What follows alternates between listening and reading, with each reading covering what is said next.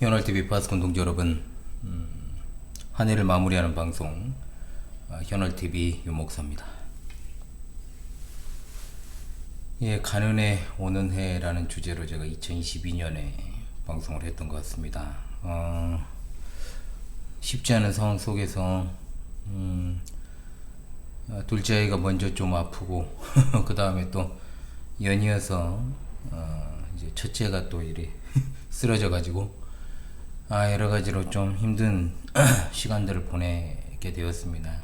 그래서 그래도 제가 녹화할 수 있는 시간과 짬이 생겨서 이렇게 여러분들을 찾아뵐 수 있음에 참으로 감사를 그리고 하나님께 영광을 돌립니다. 예, 지금 목 상태가 잘 좋지 않아요. 집에 환자가 그렇게 많다 보니까 저도 그렇고요. 예, 파밤이 없을 당시에는 항상 한 해 끝자락에 가는 해 오는 해라는 제목으로 영상을 2편 정도 올리면서 마무리했습니다. 그때마다 제가 뭘 전달을 해야 되나 여러 고민이 많았었는데 이번에는 원래 계획대로는 파밤을 2편 정도 하면서 그렇게 마무리를 해야겠다 생각을 했는데 갑작스럽게 아시다시피 변수가 생겨가지고 그렇게 하지 못하고 이렇게 녹화 방송을 올리게 되었습니다. 실시간이든 녹화 방송이든 결국은 제가 그 대본을 갖다가 다 작성해서 올리는 것이기 때문에 크게 차이는 없습니다. 다만 실시간으로 여러분과 소통하면서 방송을 하느냐 아니면 미리 홀로 찍어 올리느냐 이 차이만 있을 뿐이죠.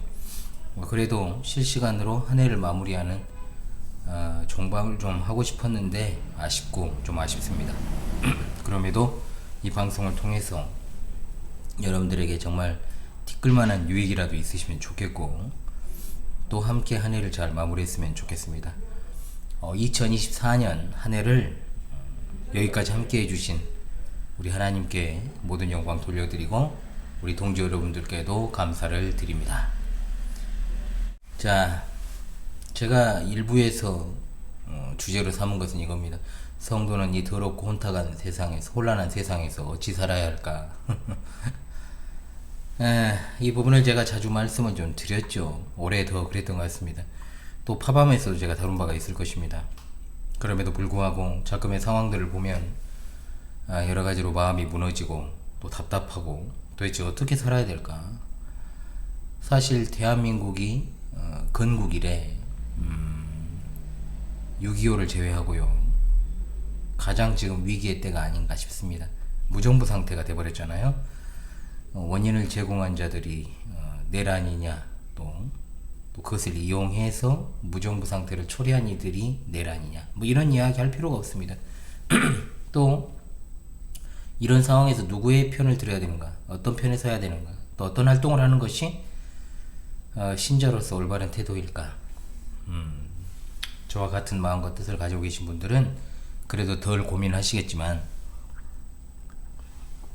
그래도 마음이 혼란스럽고 심란한 건 어쩔 수 없을 것입니다. 한 해를 마무리하는 저의 가는 해 오는 해 이 강의가 동지 여러분의 답답함을 조금이나마 해결하는 일에 해가리라고 해야 되겠어요. 좀 일조를 할 수도 있지만 별 도움이 안 될 수도 있습니다. 왜냐, 저의 기조는 크게 바뀌지 않기 때문에. 그러나 진정한 역사적 기독교회를 계승한 참된 교회 신자라면 제가 전달하는 이 내용이 동지들께 반드시 도움이 될 것을 저는 확신합니다. 먼저는 저 자신에 대한 이야기를 좀 하면서 시작을 할까 합니다. 일단 여러분 눈앞에 있는 현월TV 윤목사는 여야 또는 특정 정당을 지지하는 사람 아닙니다.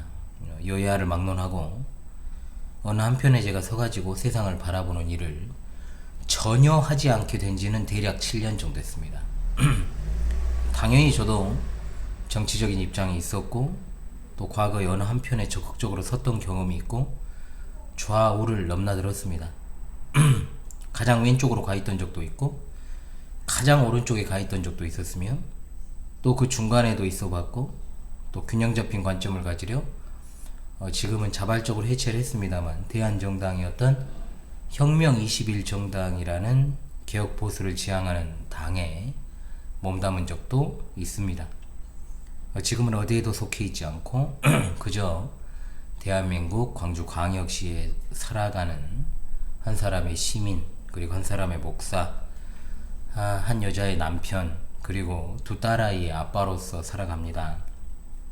저는 역사적 정통 기독교회, 이른바 개혁파, 칼빈주의, 개혁교회 신앙 노선을 광주 신실한 교회에서 계승하고 가르치며 연구하는 일에 종사하고 있고, 이것은 저의 확고한 신학적 정체성을 분명히 보여주죠.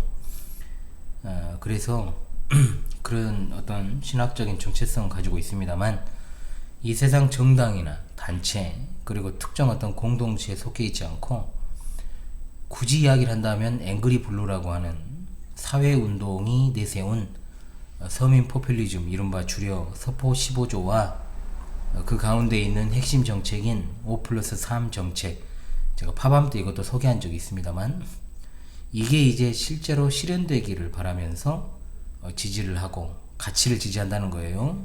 그리고 이 사회가 올바르게 세워지기를 바라는 대한민국을 참으로 사랑하는 국민이고, 또한 대한예수교 장로회 합동총회 광주 신실한교회 담임 목사로서 산하 교육기관이 있습니다.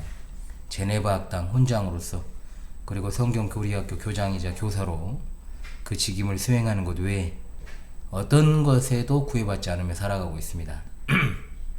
그럼에도 불구하고 세상을 보는 나름의 관점이 있고, 분별력을 가지고 제가 세상을 바라보기에 노력하고 있으며, 어느 한쪽으로 치우치지 않고 최대한 균형 있게 보려고 지금도 분투하고 있습니다.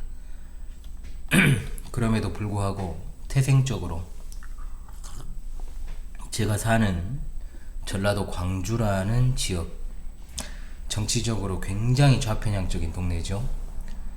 이 지역에서 저는 나면서부터 지금까지 단 한 번도 전라도를 떠나본 적이 없습니다.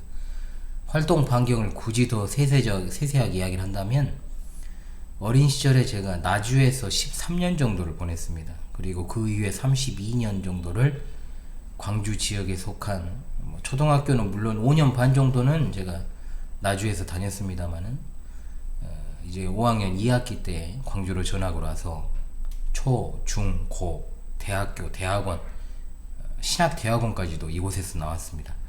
한마디로 다른 세상과 가치관, 다른 지역적인 어떤 그런 것들을 접할 기회가 많지 않았다는 뜻이고, 다만 저는 책과 그리고 나름의 여러 방법들을 통해서 세상과 소통하기 위한 다양한 시각을 갖기 위해 노력을 했고, 지금도 공부하는 중에 있습니다. 그리고 무엇보다 중요한 것은 저는 주님의 피로 값주고 사신 교회 성도라는 겁니다. 그 중에서도 목사라는 직분을 맡은 성도죠. 성도에게 있어 이 세상에서 교회보다 더 앞서는 가치는 없습니다. 적어도 이 현홀TV를 사랑하시는 우리 동지들께 다 저와 이것은 마찬가지일 거라고 저는 믿습니다. 교회보다 앞서는 가치가 성도에게 없습니다. 한마디로 하나님 중심, 말씀 중심, 교회 중심이라는 말이 제게는 너무나 당연하고, 이것을 기준으로 하여 모든 것을 판단하고 주어진 삶을 또한 살아갑니다. 중심이라는 말은 단순하게 우선순위 문제가 아닙니다. 하나님 중심이라는 말은 하나님의 자녀로 사는 삶이라는 말이고, 말씀 중심이라는 말은 말씀을 따라가는 삶이라는 뜻이요, 교회 중심이라는 말은 교회로서 세상을 살아간다는 뜻입니다.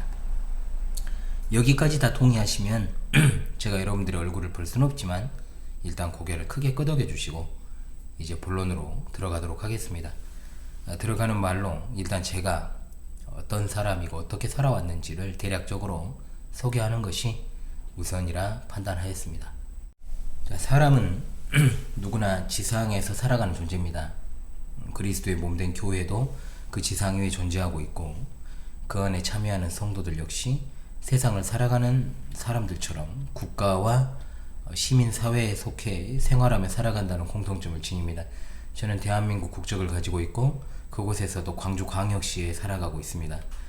자, 그렇다면 성도가 그와 같은 환경에서 세상과 세속 국가에 대한 자세를 어떻게 갖는 것이 맞을까요? 늘 강조를 하는 것입니다만, 사회에 대해서 교회가 조직적으로 참여하는 것과 성도 개인이 어떤 시민사회 일원으로 참여하는 것은 반드시 분리되어야 됩니다.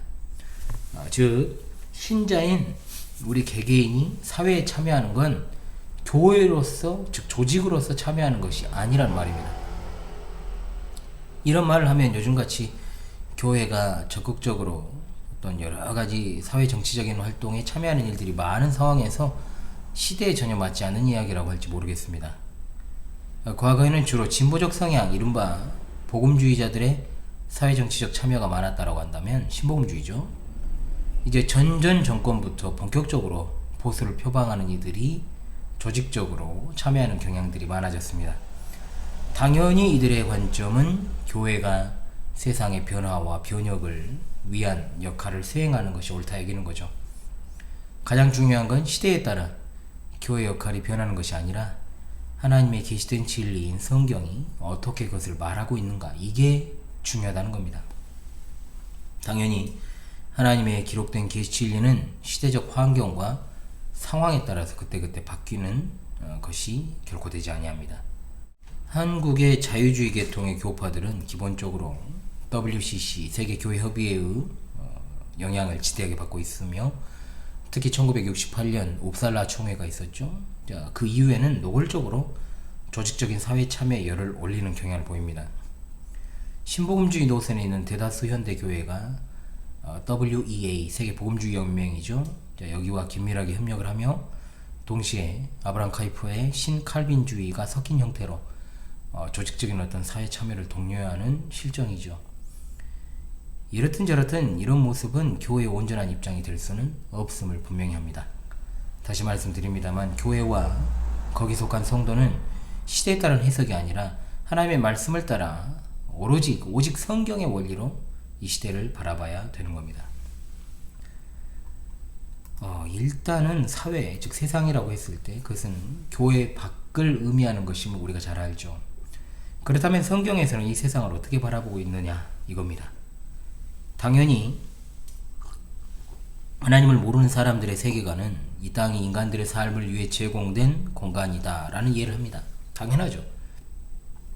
그러나 성경은 이 땅이 하나님의 구원의 작정과 섭리사를 이루시기 위한 특별한 공간이라는 사실을 분명히 합니다.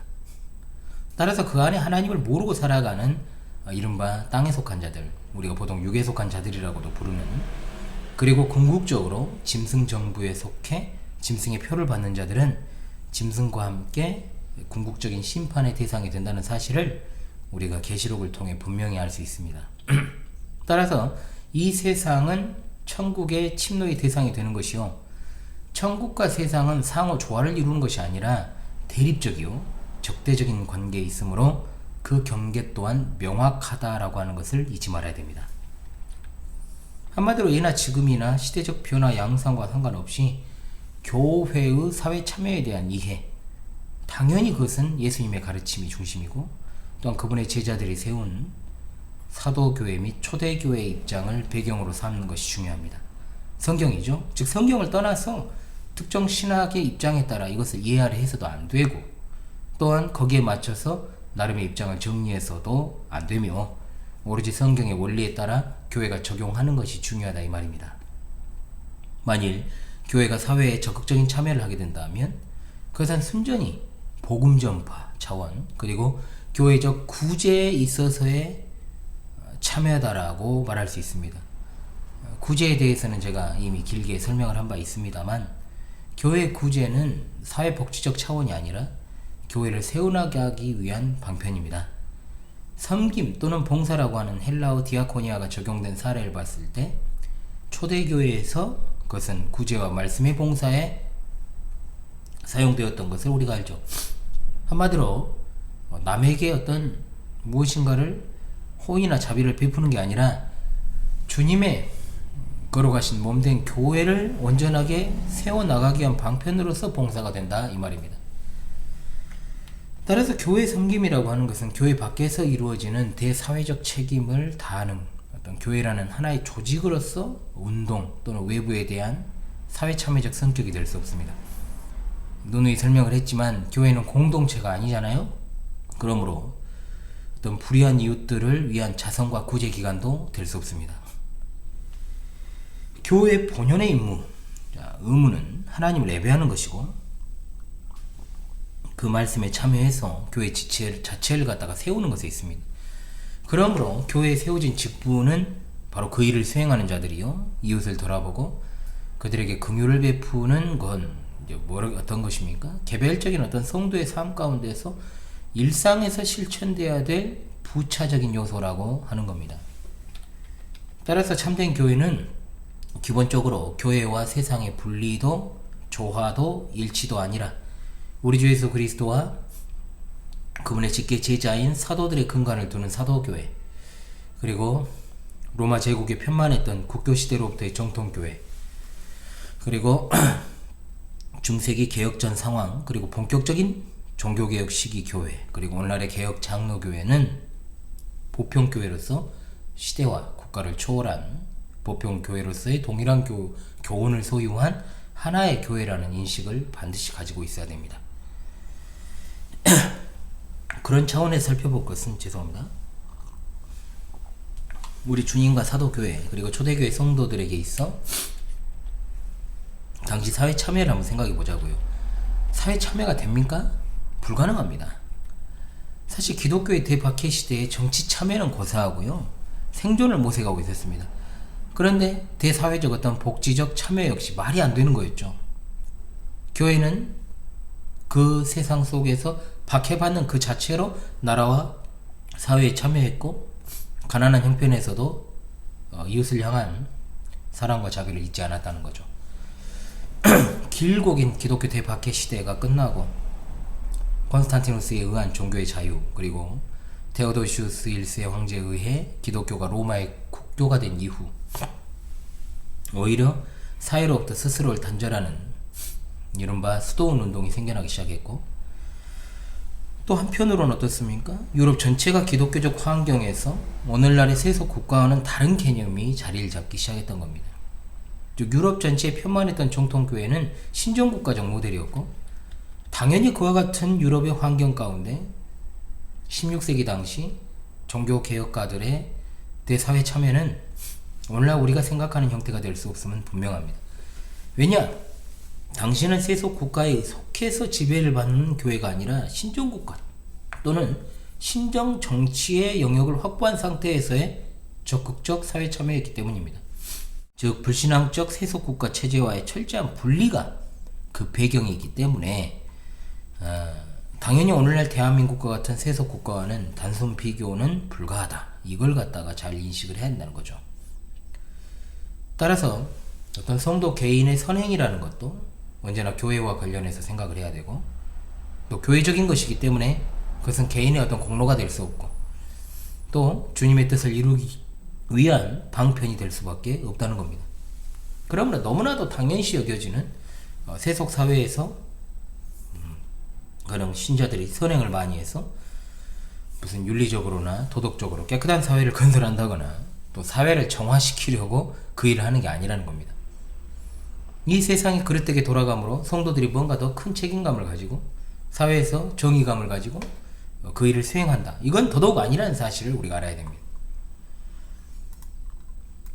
용어정의 24번째 강의에서 말씀을 드렸던 것처럼 전통적 선교 개념이 1960년대를 기점으로 사회참여적 선교 개념으로 바뀌게 됩니다.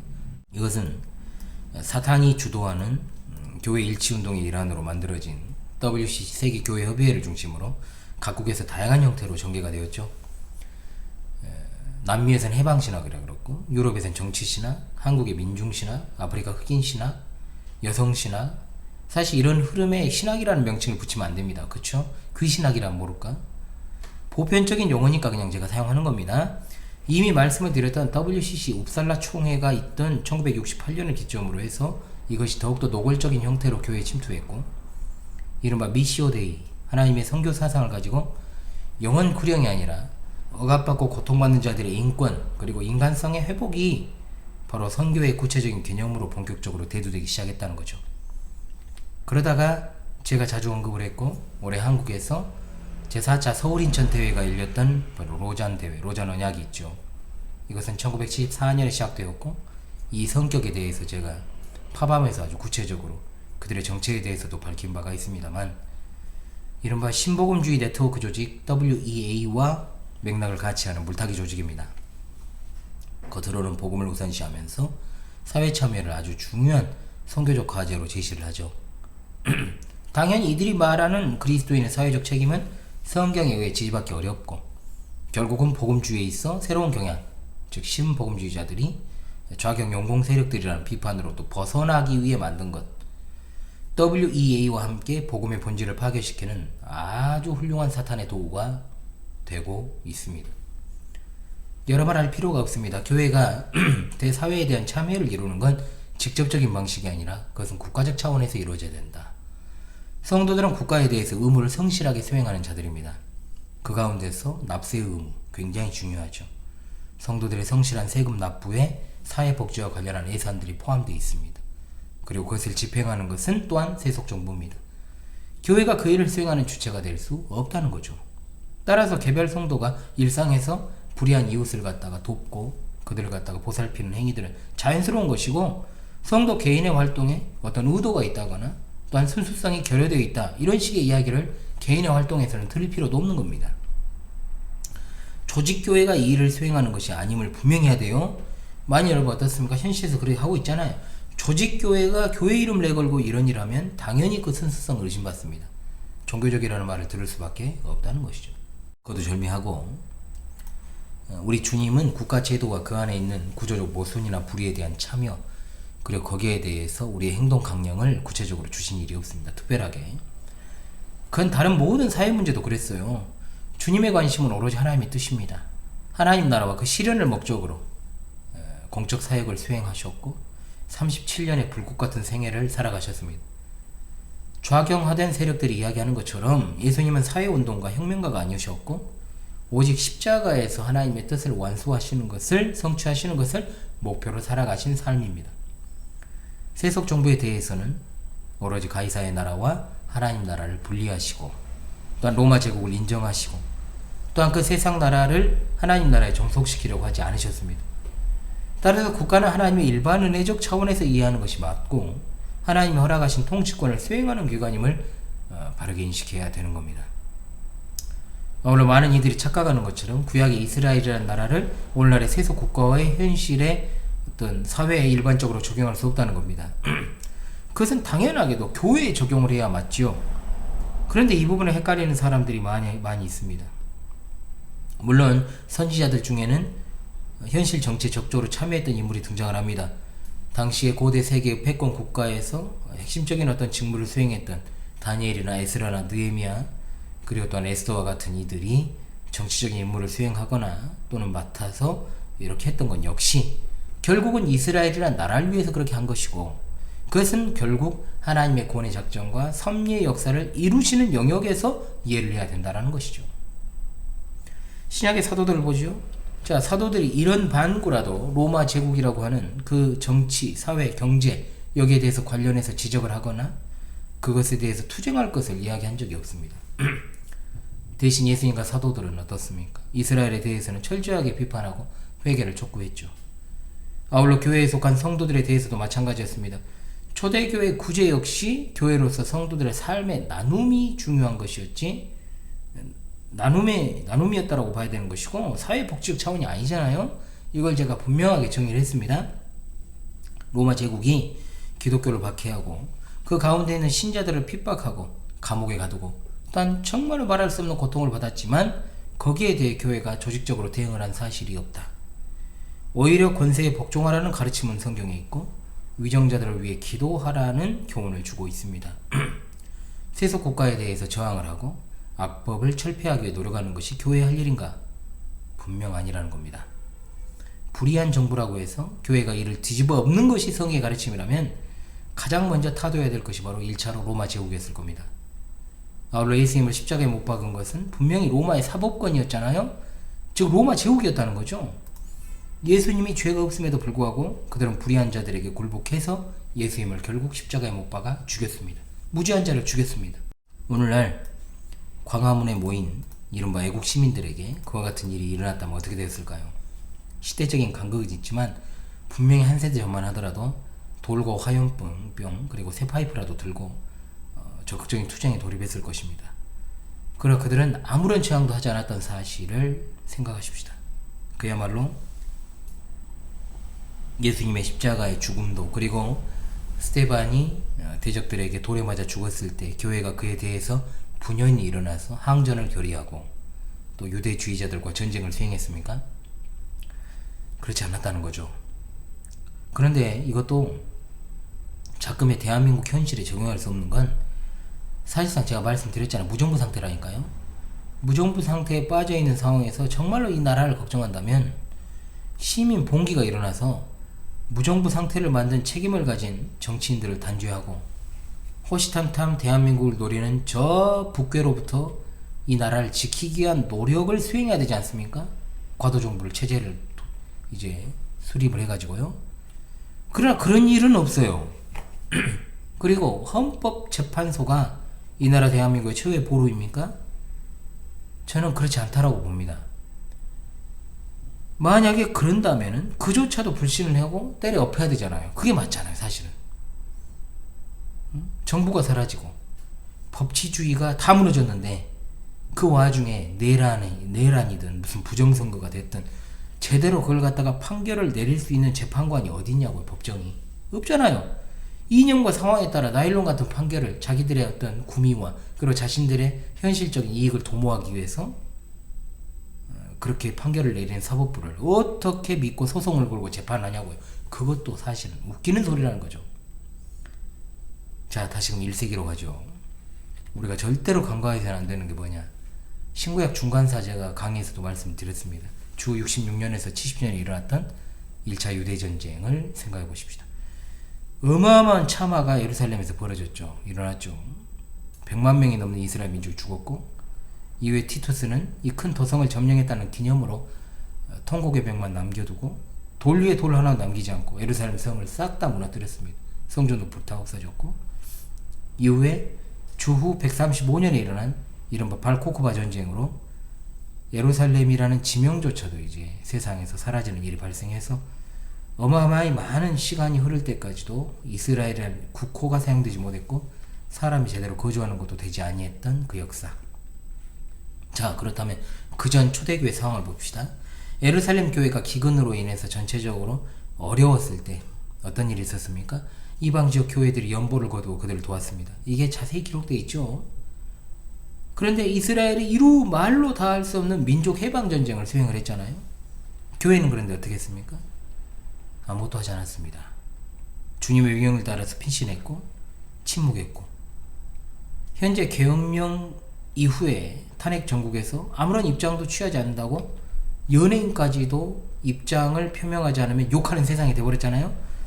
그중 한결같은 딴따라들은 어느 한쪽에 꼭 서가지고 연예계 생활을 지저분하게 지속하고 싶은 마음에 줄을 서고 지원하는 척 쇼를 하고 자빠졌잖아요. 얼마나 역겹습니까? 사실 그런 모습들도. 그런 상황에서 교회도 어떻게든 스탠스를 취해야 한다, 이렇게 하는 게 당연한 세상의 입장이죠. 세상이 교회를 바라보는 입장. 그래 돼버렸어요.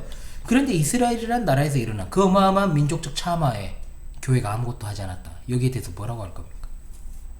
그러면 현대적 관점에서 당시 교회는 혹독하게 비판과 비난을 받는 것이 당연한 것일까요? 이것에 대해 설명을 할 수 있어야죠. 그러나 뭐라고 설명할 수 있습니까? 할 수 없습니다. 오늘날 특히 보수적인 신앙을 가진 보수신앙이요, 보수적 신앙을 가진 여러 측면인데 경건한 성도들의 그 마음이 힘든 이유가 어디 있을까요? 신자로서 이 나라와 사회에 대해서 어떤 책무를 다해야 한다는 생각을 하기 때문이고, 교회 이름으로 어떤 적극적인 행동을 취하는 이들을 보면서 나도 무언가 해야 되지 않나, 이대로 정말 그냥 가만히 기도나 하고 있는 것이 맞는 것인가, 이런 생각을 하기 때문이에요. 그러니까 그만큼 교회가 사회적으로 참여하는 것에 대한 비성경적인 관점들이 성도들의 심령에 그냥 자리를 잡아버린 거죠. 목사가 현 시국에 대해서 아무런 이야기를 하지 않으면 마치 좋은 목사가 아닌 것처럼 매도하고, 또 침묵하거나 무대형으로 일관하는 것에 대해서도 비판적인 시각으로 바라보는 일도 많습니다. 저도 당연히 세상 돌아가는 이야기 누구보다도 자주는 아니지만 성도들에게 이야기를 곧잘 합니다. 그러나 어디까지나 저는 목사로서 양들이 어떤 마음가짐과 자세로 그 세상의 일들을 바라봐야 될 것인가, 여기에 대한 관점을 제시하는 것이고, 한쪽으로 치우치지 않도록 조절하는 역할을 하는 거죠. 목사가 뭔가를 주입시키려고 한다거나 특정 진영의 입장을 반영하는 시각을 대놓고 이야기하거나 드러내지 않습니다. 저는. 왜냐? 그것은 부수적인 것이니까. 목사인 저에게 중요한 건 영혼 구원과 구원받은 성도의 성화에 필요한 여러가지 영적 유익을 제공해서 천국 문에 이르는 그날까지 영적으로 부유하게 만드는 것이 제 목적이니까. 특히 그런 이야기가 제게 좀 무의미한 게 뭘까요? 저도 특정 정치 성향이 너무나도 두드러지는 지역 한복판에서 오랜 세월 한 번도 떠나지 않고 살아오고 있는 사람이고, 당연히 우리 성도들도 그와 같은 편향된 정치적 시각을 가지고 있었고 지금도 약간은 그 영향을 받고 있는 일도 있기 때문입니다. 당연히 목사인 제가 그와 같은 편향된 시각을 제거하기 위해 여러가지 노력을 교회 안에서 굉장히 오랜 시간 동안 해왔습니다. 그것을 제가 방송을 통해 어떻게 이루 말할 수 있겠어요? 그래도 그간의 노력이 무색하지 않도록 우리 광주 신실한 교회, 적어도 특정 정당이나 또 인물을 무지성으로 지지하거나 하는 이들이 표면적으로는 없어요. 모르는데 잘 일단 표면적으로는 없습니다. 제가 가장 혐오하는 게 정당한 근거나 구체적 이유도 없이, 특히 한국인들이 굉장히 약한 감정에 치우쳐서 누군가를 비난하거나 또는 반대로 지지하는 행위. 가끔 그런 성향이 보여도 이제는 그런 모습들이 다 줄었습니다. 그런데도 아직도 갈 길이 멀다는 생각을 제가 많이 합니다. 진짜 중요한 건 교회가 이 사회에서 어떤 역할을 해야 하는가가 아니라 교회가 이 세상에 존재하는 그 자체다. 이걸 여러분 잊지 마십시오. 다시 한번. 교회가 이 세상에서 어떤 역할을 해야 되는가가 아니고 교회가 이 세상에 존재하는 그 자체가 중요하다. 즉 교회는 뭡니까? 오직 성경의 본질을 따라 성경만이 성도의 신앙과 생활에 있어서 정확무한 법칙임을 믿고, 또한 목사의 목회 역시 오직 성경의 원리에 따라 세워지는 것이어야 된다.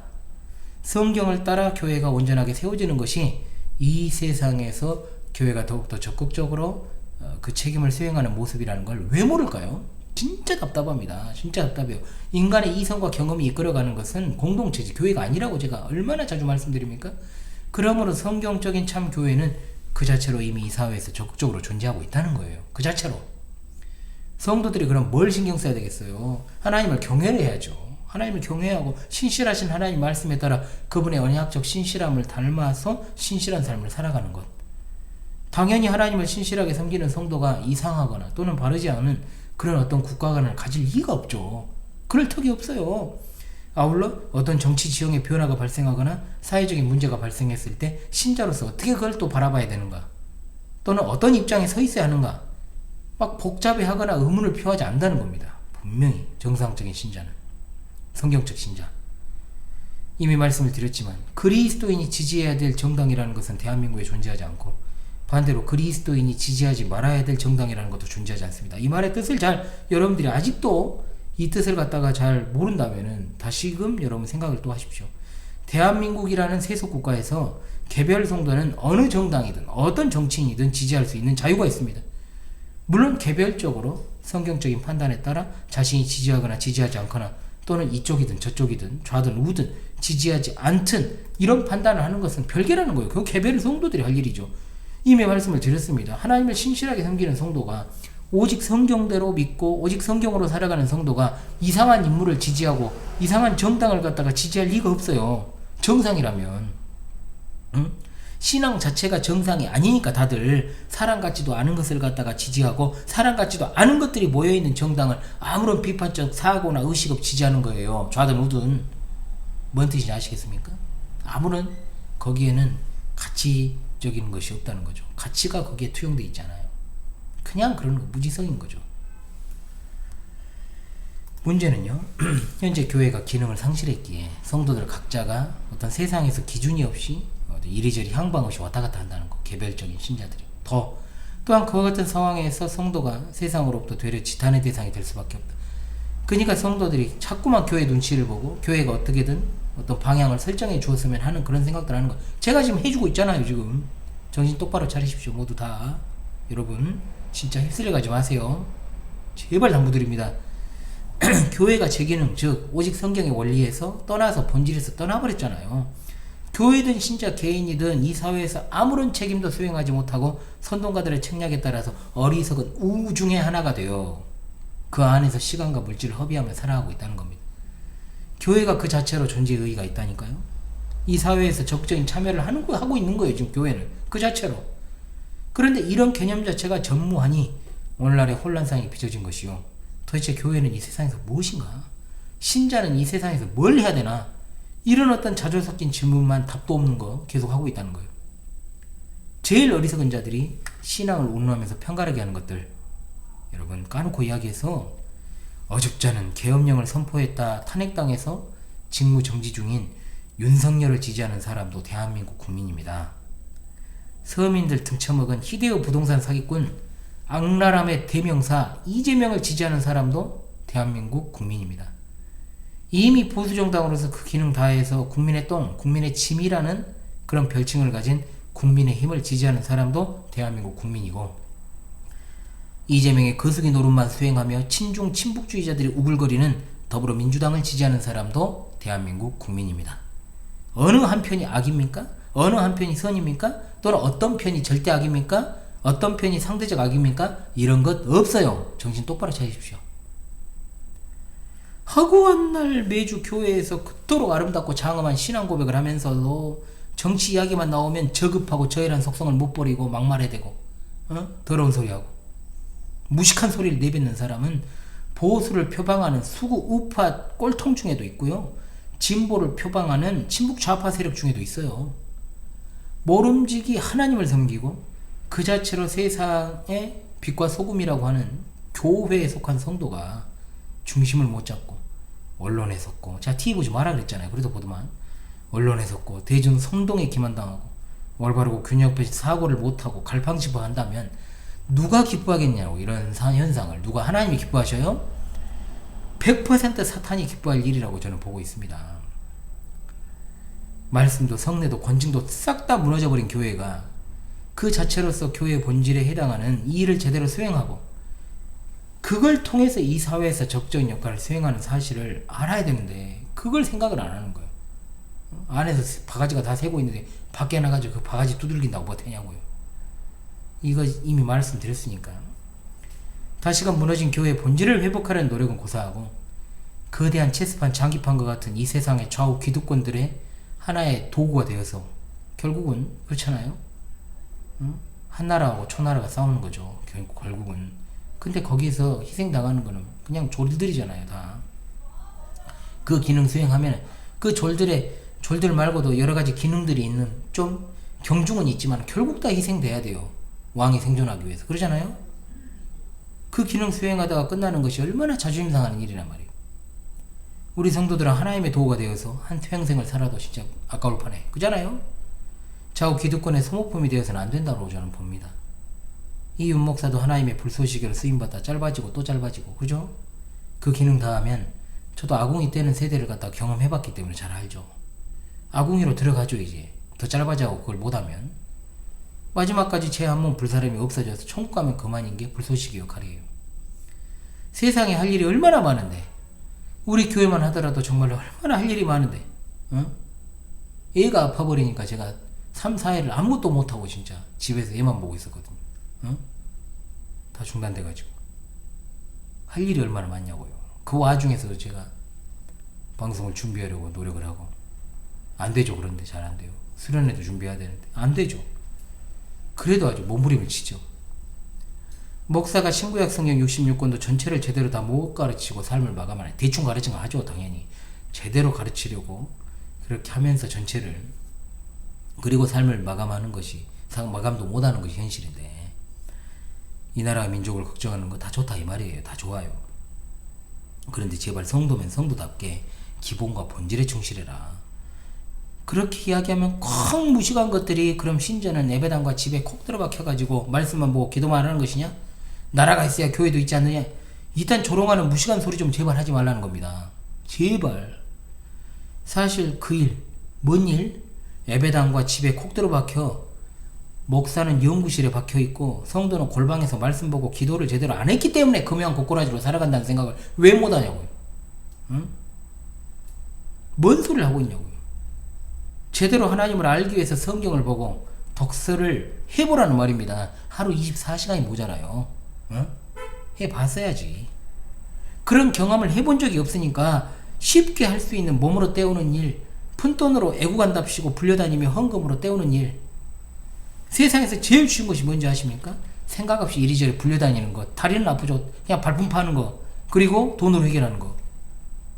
우리가 어떤 분야의 일을 능숙하게 하려면 대충 해서 되지 않은 것을 여러분들은 인생의 경험으로 알고 계십니다. 그죠? 공부든 운동이든 힘들게 해야 됩니다. 어느 정도 결과를 내요. 뭘 즐겨요? 즐기는 거 없어요. 힘들게 해야지 결과가 나옵니다. 진짜 그럽니다. 공부도 그렇고 미친 듯이 해야 됩니다. 잠을 안 자고 해야 됩니다. 응? 운동도 마찬가지입니다. 남들 쉬고 있을 때, 남들 휴식 취하고, 남들 먹고 자고 있을 때 운동을 하는 애들이 성공하죠. 당연하죠. 결과가 냅니다. 성공은 못하더라도. 그죠? 그런데 신자라는 이들이 신앙생활을 대충 해요. 공부를 안 해요. 공부를. 아까 제가 말씀드렸잖아요. 그럼 예배당이나 집에 콕 들어박혀가지고 말씀만 보고 기도만 하는 것이냐. 목사는 연구실에 콕 들어박혀 있어야 돼요. 성도들은 마찬가지고요. 그것도. 응? 말씀의 골방에서, 기도의 골방에서. 그런 말 하는 사람들이 제대로 된 성경 지식을 가진 걸 본 적이 없어. 신앙 고백을 제대로 합니까? 성경 교리를 바르게 알고 적용하며 살아가는 인간을 본 적이 없어요. 그래서 제가 이 험악한 세상 도대체 뭘 어떻게 해야 되느냐.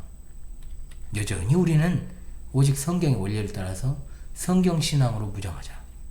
2025년에는 더 열심히 성경과 교리를 이 채널의 중점 사안으로 갖고 가겠다는 겁니다. 그동안 그렇게 해왔지만 이제는 더 교회가 교회로서 굳건하게 서야죠.